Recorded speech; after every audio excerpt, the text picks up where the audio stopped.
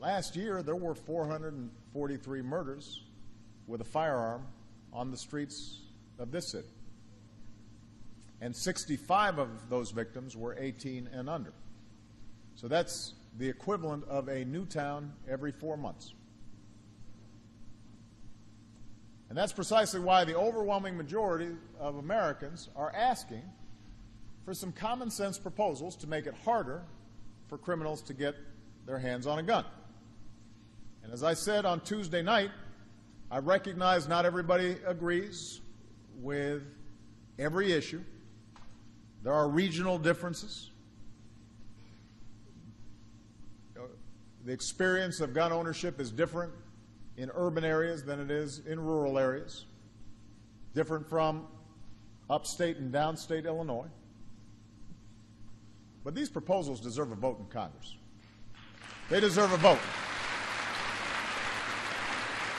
They deserve a vote. And I want to thank those members of Congress who are working together in a serious way to try to address this issue. But I've also said no law or set of laws can prevent every senseless act of violence in this country. When a child opens fire on another child, there's a hole in that child's heart that government can't fill. Only community and parents and teachers and clergy can fill that hole. In too many neighborhoods today, whether here in Chicago or the farthest reaches of rural America, it can feel like, for a lot of young people, the future only extends to the next street corner or the outskirts of town, that no matter how much you work or how hard you try, your destiny was determined the moment you were born. There are entire neighborhoods where young people, they don't see an example of somebody succeeding. For a lot of young boys and young men in particular, they don't see an example of fathers or grandfathers, or uncles who are in a position to support families and be held up and respected. And so that means that this is not just a gun issue. It's also an issue of the kinds of communities that we're building. And for that, we all share responsibility as citizens to fix it. We all share a responsibility to move this country closer to our founding vision that no matter who you are or where you come from, here in America, you can decide your own destiny. You can succeed if you work hard and fulfill your responsibilities.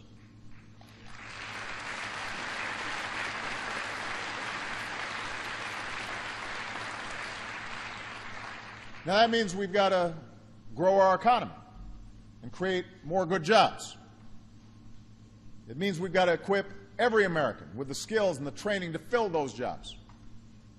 And it means we've got to rebuild ladders of opportunity for everybody willing to climb. Now that starts at home. There's no more important ingredient for success. Nothing that would be more important for us reducing violence than strong, stable families. Which means we should do more to promote marriage and encourage fatherhood.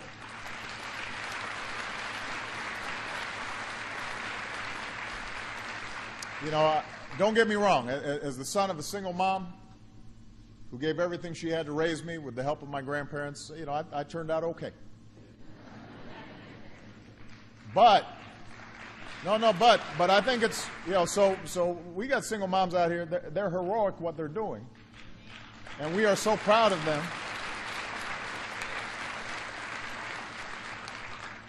But at the same time, I wish I had had a father who was around and involved. Loving, supportive parents. And by the way, that's all kinds of parents. That includes foster parents, and that includes grandparents and extended families. It includes gay or straight parents. Those parents supporting kids, that's the single most important thing. Unconditional love for your child. That makes a difference. If a child grows up with parents who have work and have some education and can be role models and can teach integrity and responsibility and discipline and delayed gratification, all those things give a child the kind of foundation that allows them to say, you know, my future, I can make it what I want. And we've got to make sure that every child has that, and in some cases we may have to fill the gap and the void if children don't have that. So we should encourage marriage by removing the financial disincentives for couples who love one another but may find it financially disadvantageous if they get married. We should reform our child support laws to get more men working and engaged with their children.